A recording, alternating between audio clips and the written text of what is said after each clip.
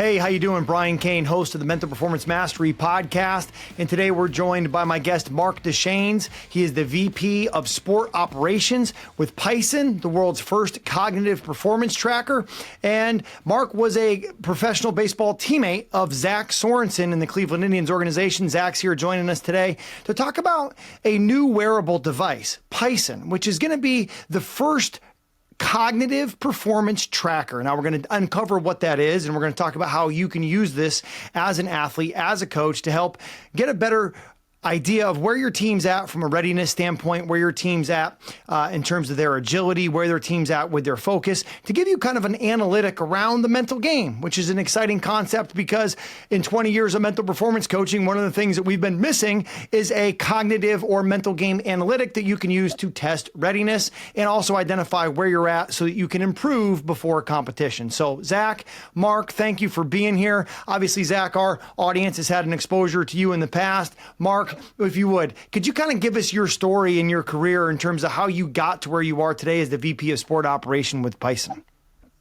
Yeah, thanks, Cater. Excited to be on here. I've followed you and Zach for many years now, and glad to finally be a part of it. So my track to Pison technology is obviously through my career in baseball.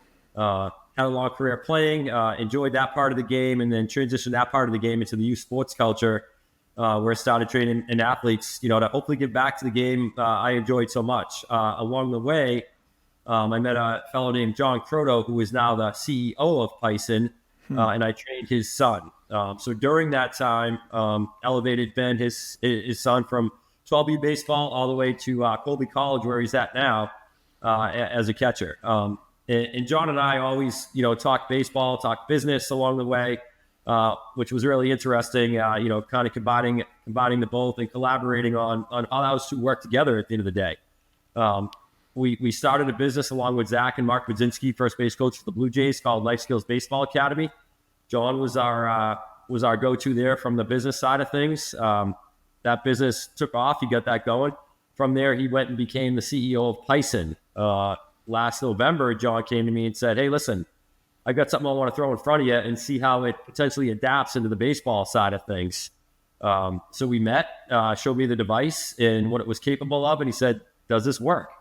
And I said, "Absolutely, it works. So let's dial in and figure out how we can move this forward." And, not only Major League Baseball, all the way down to the youth culture. So that's kind of a long and short of how I got involved with Pison and how we formed the sports operations department.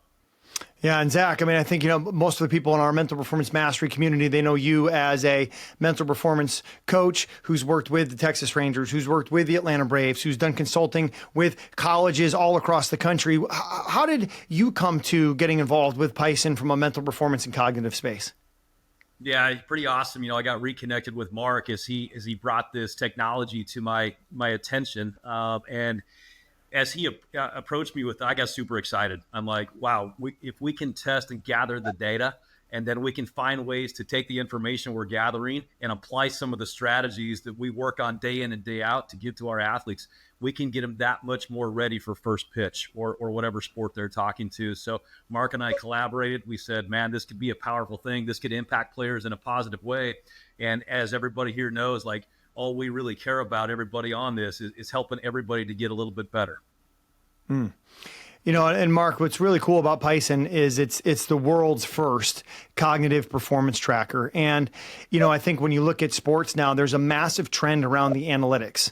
And there has been a gap in the mental performance and the cognitive space around analytics and the use of those analytics as it relates to performance. So can you kind of unpack for our listeners sort of the Pison story and just the importance of cognitive performance tracking? Yeah, so what's interesting about this product is it was developed by the co-founders for more preventative measures for ALS and degenerative diseases, which their family members had. And what's interesting about that, it evolved from there into the military and special ops and subconcussive type measuring and so on. And then from there, as I mentioned earlier, John Croto approached me about how it can be adapted into the sports industry, most specifically baseball, based on reaction time testing, ability test we do, which is called the go, no go test.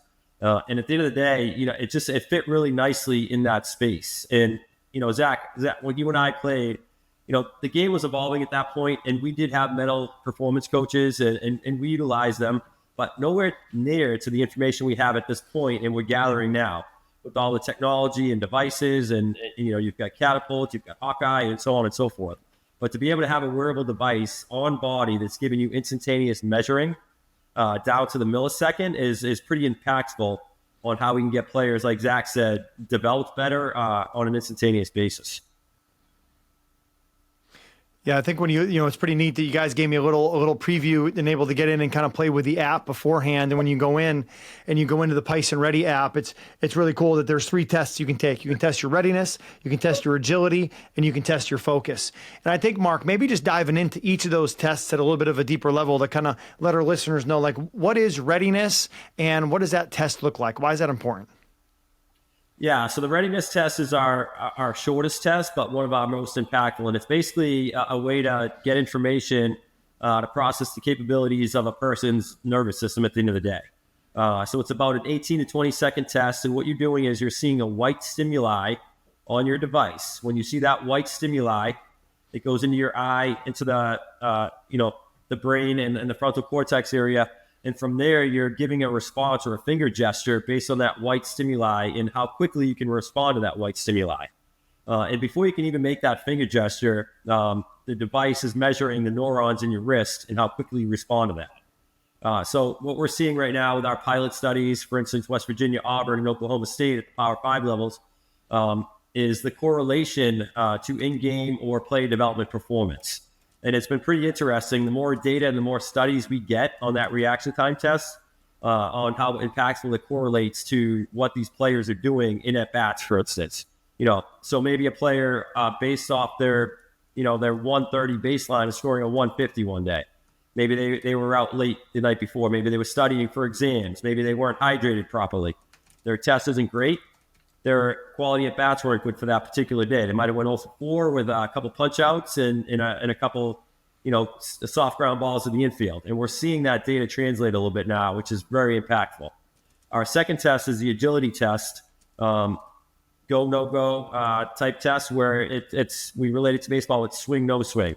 So can you make the decision-making processing in your brain to say, I'm going to swing at a 95 mile an hour fastball up in the zone, or I'm going to take that pitch and lay off it.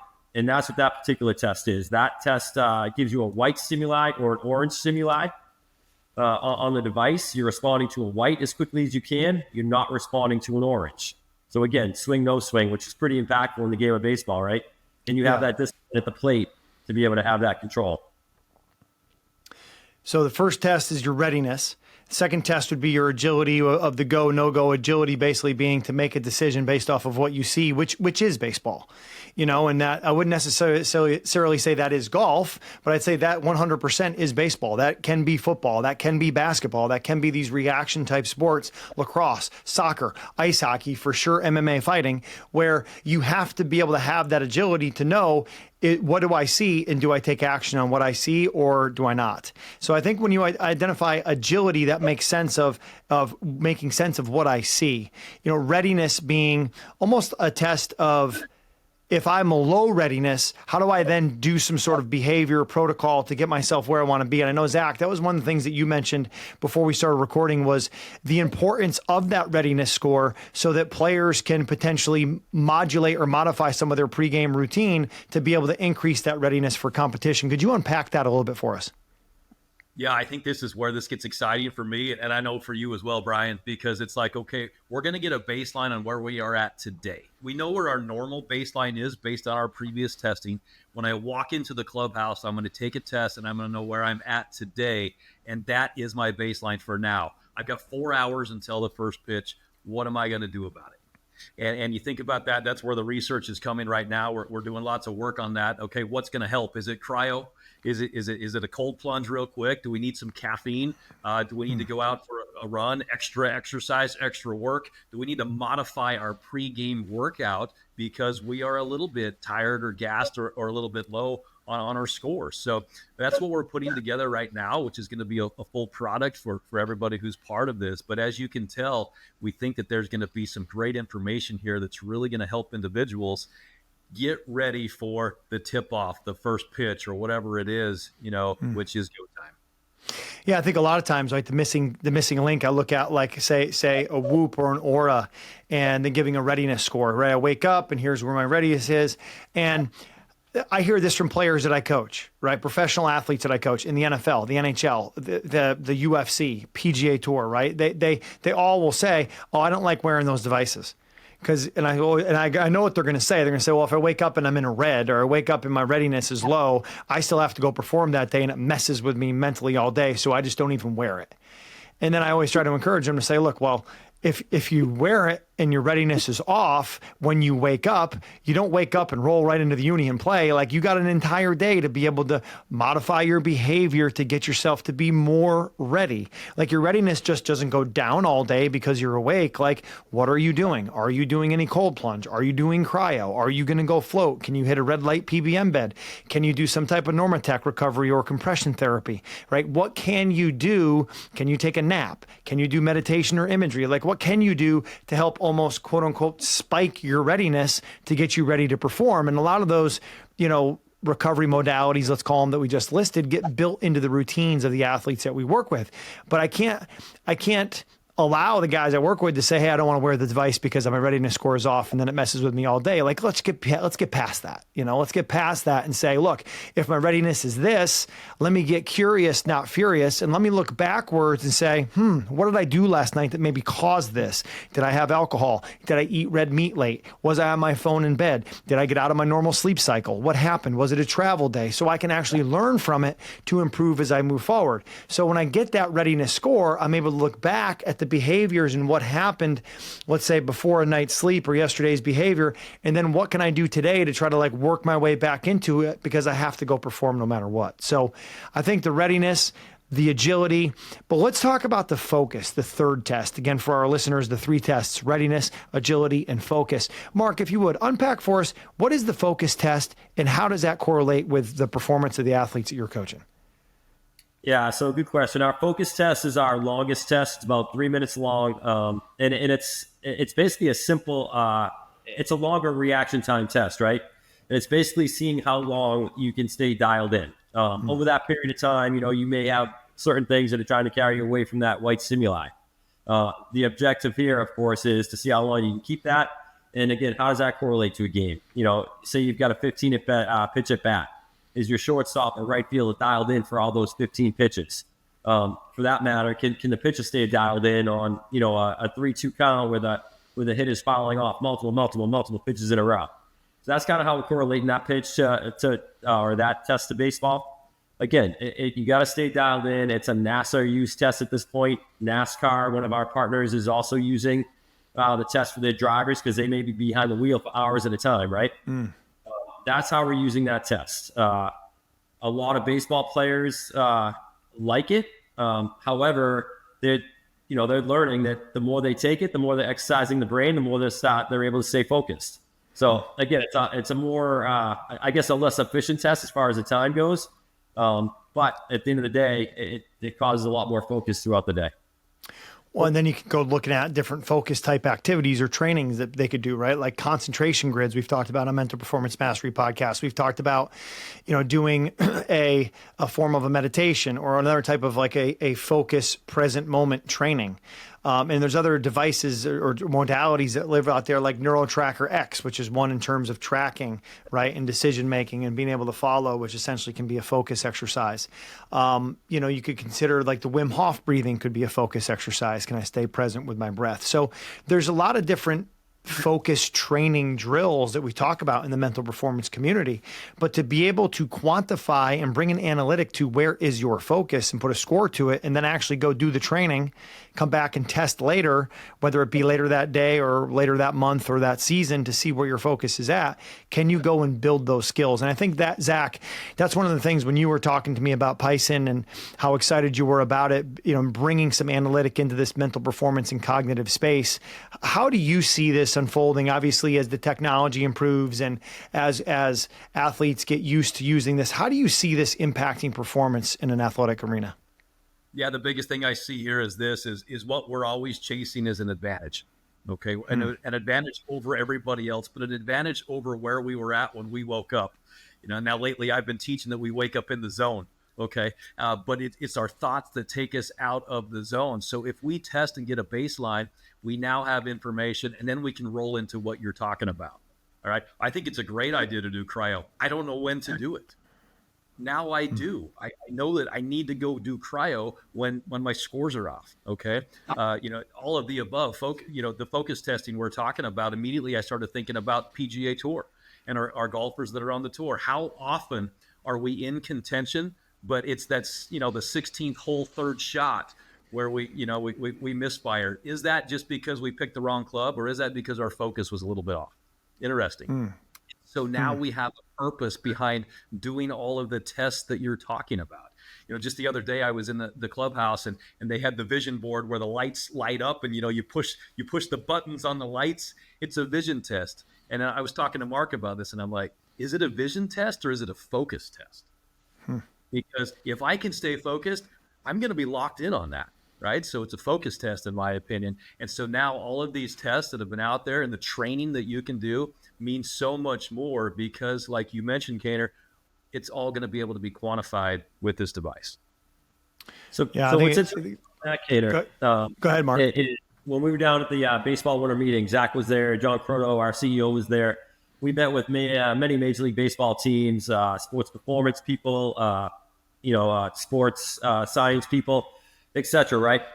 One of the conversations that stuck out to me was Nat Pachado with the Texas Rangers. He's in their sports performance department. He's like, listen, we want to gather data. We want as much as we can get. He goes, the problem is we don't know what to do when we get it. We want to be able to weaponize the data that we're getting. And that's where it's really exciting to see you on board, Cain, and having Zach and Mark Budzinski with the Blue Jays, Case, and all those guys. We can now give you guys this data, and you can help us to form these interventions, mitigations, into how we can best use this information to make it practical and easy for these players to be able to be more aware of their mental and their cognitive states. But now, how do we use it to optimize play on the field? Yeah, I like what you said there about how do we make it simple and usable. And I think that's one of the pieces of feedback that I get a lot from coaches and athletes that I work with as we get into the analytic conversations. Is they're like, yeah, there's so much data, but to your point, even the guy with the Texas Rangers, hey, the World Series champions, we don't know what to do with it, right? So I think making that piece as simple and easy to use for the amateur athletes, the high school athletes, the youth athletes, but also making the information valuable enough for the professional athletes is going to be a complete game changer. And, you're testing readiness, you're testing agility, you're testing focus. And I know that there's some work being done too to also be able to bring in other data. Is that right? Like a recovery score, tracking maybe steps throughout the day. It also works as a watch. I mean, one of the things I didn't like about using Whoop was Whoop never told me what time it was. And I know most people probably don't wear a watch because they can look at their phone, but I don't like carrying my phone all day because I feel like it's just sucks me out of the present moment. But I wear a watch, and I always felt weird wearing two. So if there was a device that would give me steps, that would give me a recovery readiness score, that would give me a sleep score, that would track, my heart rate variability, that would give me the opportunity to also know what time it was and to set an alarm to wake up, so I don't have to have my phone next to my bed because I want to be off that thing at night so I can get a better sleep, then that's going to be a complete game changer in the field and in the space of cognitive performance. So, Zach, I know one of the things that you had mentioned was some of what's coming with Pison, and getting people excited about the cognitive testing and getting people excited about the technology, but also what's coming with it to take it even to another level. Where is it going? What are some of those other kind of devices that are within development right now, or aspects of the device in development? Yeah, I think this is where this gets exciting for me too, especially someone like me who, every time Cain calls and asks me to come down to Arizona, I'm like, well, what are we going to do when I get there? And usually it involves me going into full body cramping and maybe even ended up in the hospital. But that was before two kids. That was before two kids. Yeah. But what I'm speaking of is like dehydration. Okay. So, yeah. I mean, what if you could actually have a number on a wearable that can tell you where you're at when it comes to dehydration and all your HRV and this and that. So Marc, why don't you take that question from here? Talk about what direction this is headed, all the advancements we're having on top of us just getting these tests and scores on readiness, reaction time, and focus. Yeah. So, Kate, what's interesting is one of the first times we met and we kind of introduced this product to you, you talked about, you work Garmin and you have Whoop and you get Aura and all these other different platforms that you try to train your clients on, right? But you're going to different areas to try to get it. So it's not an efficient part of the day for you. So what's exciting about us right now is, we've got the first wearable for cognitive on the wrist, but we're now also making it an all-in-one product with, like Zach said, all the HRV components, strain, what's happening, during the day as far as hydration. We've got a chronometer on there that's basically telling you, direction you're going, first step quickness, all these things you can detail into baseball and the baseball physical analytics as well. So all in one platform, which is exciting down the road. Which is even more exciting is a lot of the stuff that, for instance, a Whoop or an Aura is doing is all inference based. It's based on movement while you're in bed and so on and so forth. We just finished a study with the Navy Sleep Lab that's now dialing into more what's happening during your REM sleep. And we're finding out impactful stuff that we can, utilize every single day and to get better sleep, better rest, but not only that, to be able to perform better that next day, whether it's in an athletic environment or just an everyday work environment for people. Yeah, very good. I like what the technology, where it's going. And, Marc, I noticed that you showed that on the wrist. Could you kind of take us through and maybe give us just a quick tour of the Pison device? I know you held that up and showed it earlier, but I wanted people to be able to kind of see if they happen to be listening to this podcast on the YouTube channel. Most likely they're listening to it while they're driving, which is kind of what our community does, is they're moving around in the car, listening to their podcast in Automobile University. But if they were interested and they want to come check it out, could you kind of show the device and give us a quick little physical tour through it? Yeah, of course. So here's the device right here, similar to a Whoop, pretty sleek, pretty low profile as far as what you're seeing from the side. So really comfortable on the wrist. As we mentioned earlier, you've got a white stimuli right here on the top of the device. Down here, you've got a little push button, which will enable you to see time or change from different tests. The three that we have: the reaction time test, the agility test, or the PVT, the psychomotor vigilance test. And then, you've got a nice strap with a, Velcro at the back of it. And that's going to help you to kind of tighten it down to your wrist to where it needs to be snug to be able to get those readings properly. On the back of the device, currently what we have are those 6 electrodes, which sit on the top of your skin surface, which are measuring the 3 nerve bundles in your wrist. And that's kind of how you're getting the measurement at this point. Once we get going with C-Brain B, which is the HRV capability, the hydration, which Zach talked about earlier, all the baseball physical analytics tools, the gyroscope, the gyrometer, etc., the PPT, those will all be sitting inside of this area right here. So again, all contained, all efficient, and for you, Cater, now it's one platform to get all your readings and make your day a lot more efficient. Yeah, for sure. Which is huge, because there's only so much time during the day, and the data and the analytics is important.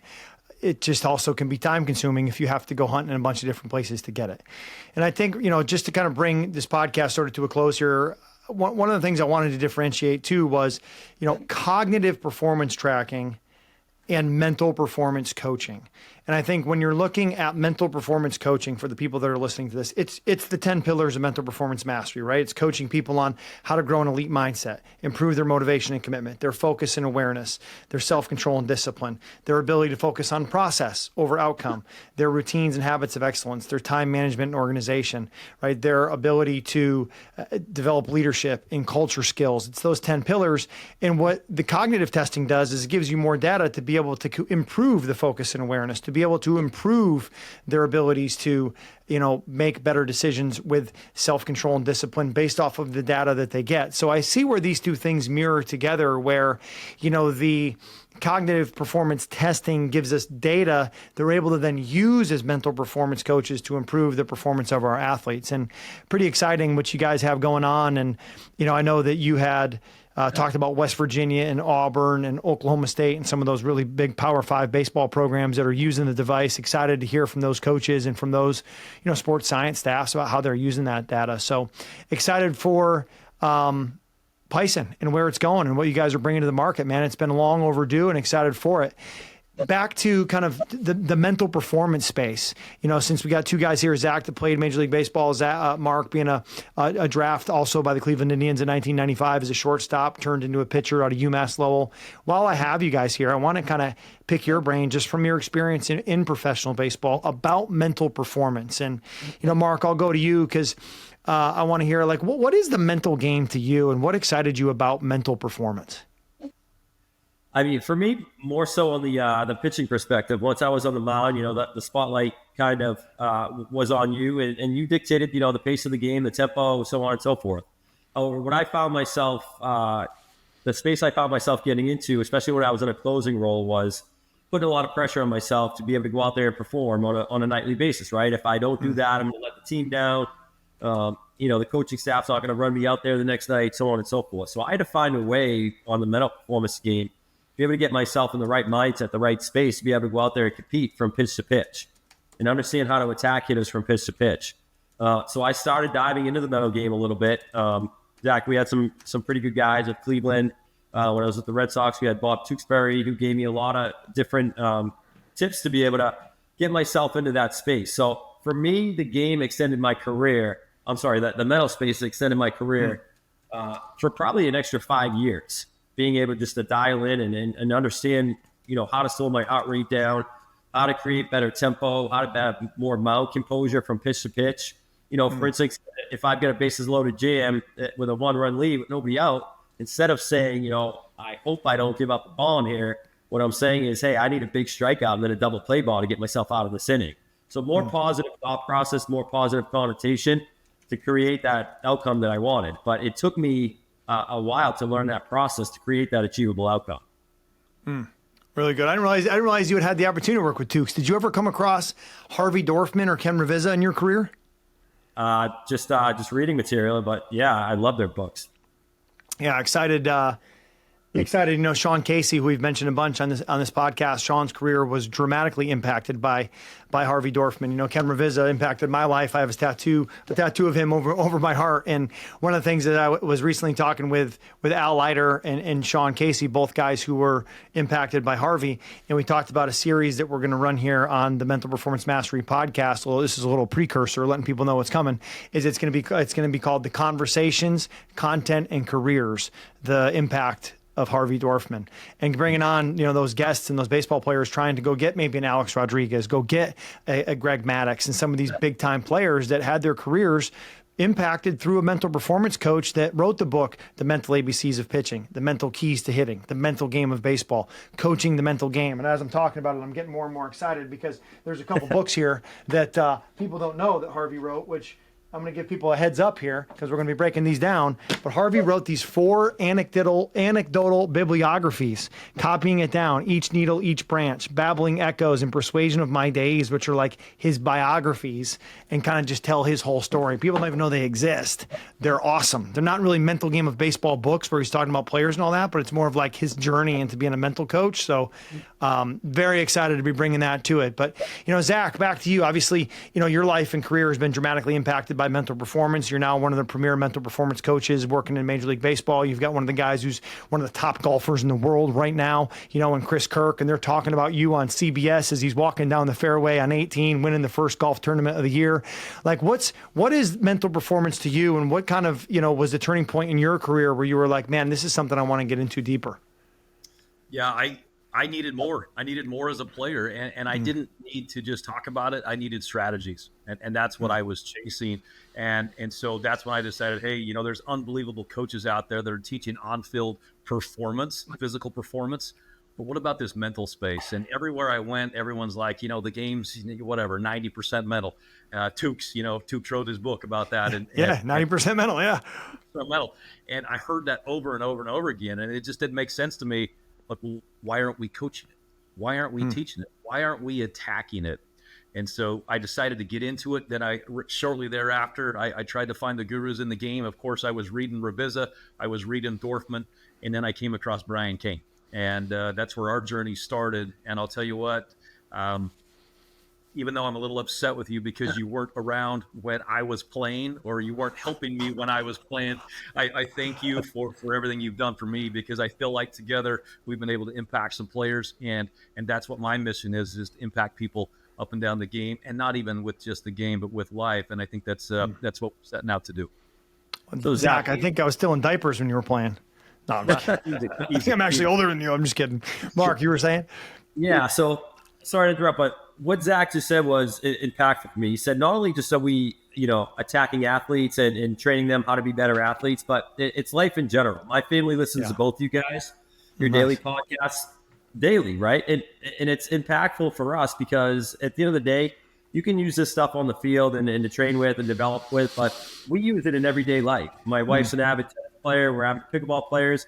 We use it in that space. We use it with our kid as far as, discipline. Did you do your homework? Do you have good habits today? Are you repeating the good things in life and making good choices? I found so much of that stuff in your material on an everyday basis. So you're not only impacting athletes, you're impacting people. That's awesome. And that's what we're after, right? Is we're after impact, and trying to help people step into being the best version of themselves. And that's where when, we started, Zach, you started educating me about Pison and what they were doing with the cognitive performance tracking and the ability to test readiness and test agility and test focus. I was like, man, this is, I've not heard about this. This seems like this could be pretty simple to execute on and simple to do, but really powerful in terms of giving a baseline assessment. Because, my undergrad was in physical education and exercise science. Like I wanted to be a strength coach. It doesn't look like it, but I wanted to be a strength coach. And one of the things that I remember they used to say all the time was you test, you give a protocol, and you retest.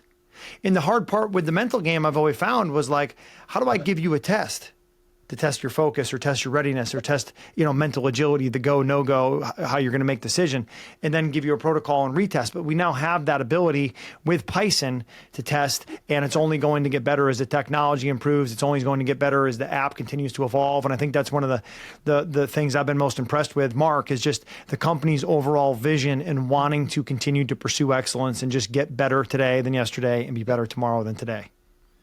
Yeah, that's a good point. It's impressed me every day with this company, and there's no stopping now. It's full steam ahead with this in many different spaces, not just the sports industry, but health and wellness, aviation, transportation, military special ops. It's all over the place at this point. And what's also interesting is how these teams are using it, right? So if we just stick with the baseball operations piece for a second, West Virginia is using it differently than Oklahoma State and then Auburn. And the Red Sox are using it differently than the Toronto Blue Jays. So we can be customizable to what each teams and organizations' needs are. West Virginia uses it as a clubhouse type camaraderie tool where they're looking to see a leaderboard. Who's got the best reaction time this day? So it brings the clubhouse together in their mind. They also use it. They'll be using it as a sleep tracker. And that's promoting good health and wellness for their players to get a better experience on the field and more production, right? So it's been fun to see how everybody's customizing it to their needs at this point. Yeah, I'd be excited to get Butch Thompson from Auburn and Holiday from Oklahoma State and Randy Mazey from West Virginia on here to talk about how they use that, because I think that's one of the cool things is, they hear from. You hear it from a sports scientist, and they're always like, well, yeah, you can do that because you're a biomechanist, right? Or you can do that because you're a sports scientist. But when you hear it from Randy Mazey, or you hear it from Holiday, or you hear it from Butch, that are just, great baseball coaches, but they're baseball guys. You guys are baseball guys, and when we hear it from you, it sounds like it's something that actually I can take and I can use. And I think that's one of the biggest gaps that I've been excited about Pison trying to close is the usability and the elementary of like, how do I make this simple enough where it can be used on a consistent basis? So super excited about where we're going with this, and you guys joining us here with Mental Performance Daily as the presenting sponsor for the Mental Performance Daily podcast. So for our listeners, if you want to learn more about Pison, the world's first cognitive performance app and wearable, there's going to be a link in the show notes below. You're also going to be able to find that link in our Mental Performance Daily podcasts whenever you are ready to test your readiness, to test your agility, to test your focus, and to step into growth with Pison. Mark, Zach, thank you guys for being here. Any parting thoughts or anything that you want to leave our audience with? We'll go Zach, and then Mark will have you finish it up. Zach, we're going to bring you in for the setup guy, and Mark's going to be the closer. What you got, Zach? I love this. I just think that we're always seeking an advantage. That's the lesson I learned from players I played with Roberto Alomar and all of these guys. It's always worth our time to invest in something that's going to give us an advantage.